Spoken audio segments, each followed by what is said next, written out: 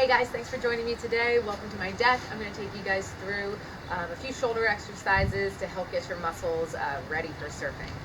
So what you want to remember with the shoulder is that it's a joint that sacrifices a lot of stability for mobility. So a lot of range of motion here. And the joint acts like a golf ball in a tee. So here we have the top of the arm bone, the humerus, and then it sits into the joint fossa like so. And it's really shallow, so there's a lot of potential for it to be moving around if it's not stable.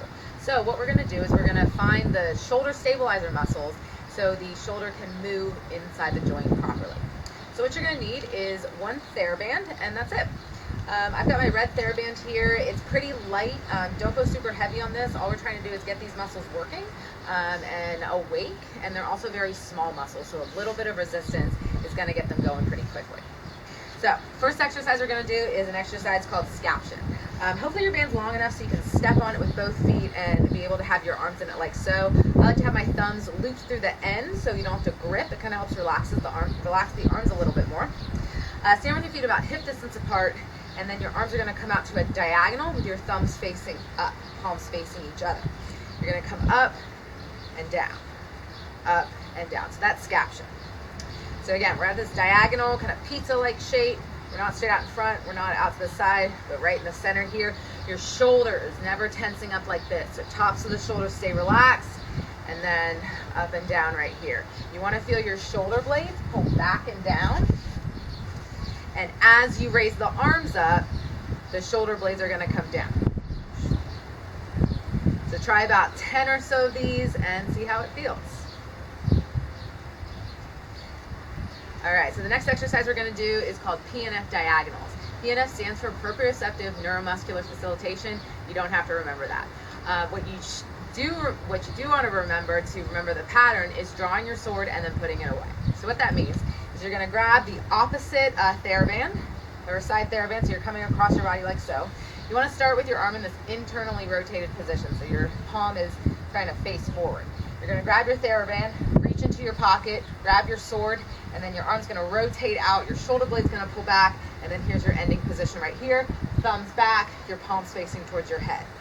Then you're going to flip it back over and then put your sword back into your pocket. So the main thing here is to think about scapular control.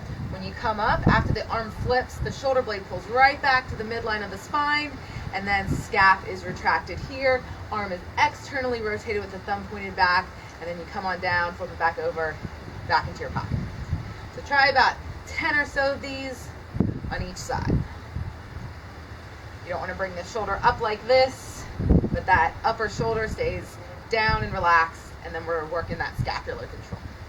So yeah, try about 10 or so of these on both sides.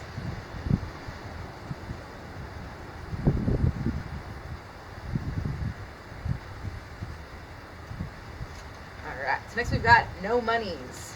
No monies, you're going to bring your band into your palms facing up right here. Elbows are going to hug into the waistline. You're going to pull the band apart using your shoulder blades or your shoulder external rotators. It's going to look something like this.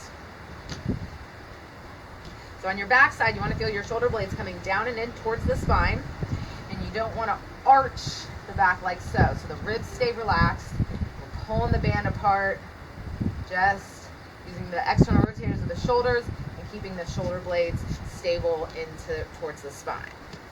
So give me about 15 or so of these. See how it feels.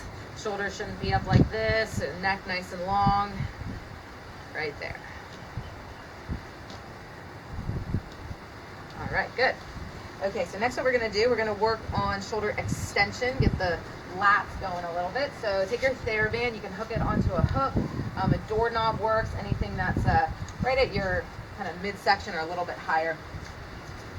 You're going to come to a little bit bended knees here, and then arms are going to come back behind you. Shoulder blades are going to squeeze like so, and then there's your shoulder extension. And so you don't want to round the shoulders forward like this, but everything's staying nice and open. You're squeezing the shoulder blades back behind you and keeping the shoulders spiraling open as you come back. You don't want to arch in the lower back, so you don't want to do this as you come out. So So you want to keep the belly button drawn in towards the spine, core nice and tight, just like that. So try about 15 to 20 of these, or a larger muscle group. And then what you can do is you can alternate one arm at a time, kind of like you're paddling. So about 10 or so of those on both sides. And then I always like to even it out coming back in the center. All right, so the next thing we're going to do some shoulder external rotation.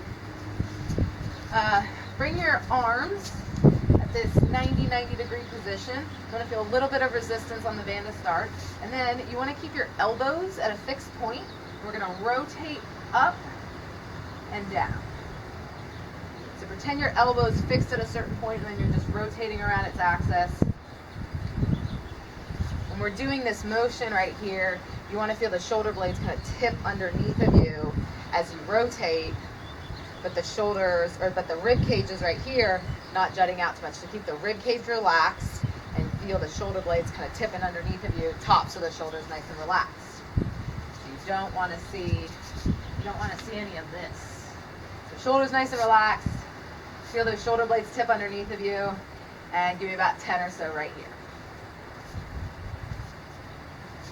All right, so last one we're gonna do, come down into your knees, have the band coming from behind you, and then bring your arms out to the side, right in line with your shoulders. So not too far behind you, not in front of you, but right out from the shoulders. And then allow the gentle pull of the band to allow the shoulder blades to come back towards the midline and kind of squeeze them gently together. So you might feel a little stretch in the inner arms, and then you feel that stabilizing action with the shoulder blades.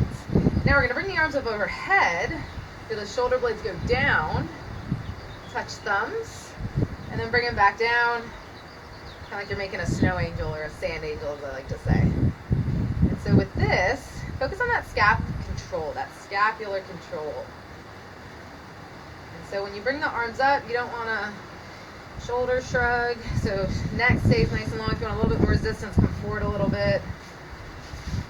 And then you want to feel how the shoulder blades are moving. So when you go through this movement, the shoulder blades should be doing this kind of tipping motion as you bring the arms up overhead. You might feel a nice stretch again through the inner arms, and this is just a way to kind of gently stabilize, gently mobilize the shoulders for your surfing. And then what you can do, bring the arms up overhead, turn the palms facing each other, thumbs pointing back, and then belly button draws in, tuck your tailbone underneath of you, and allow your shoulders to just kind of gently stretch back into shoulder flexion. This is going to be really important for when you have to put your arms up over your head when you're paddling. And then just take a couple breaths here and float them back down.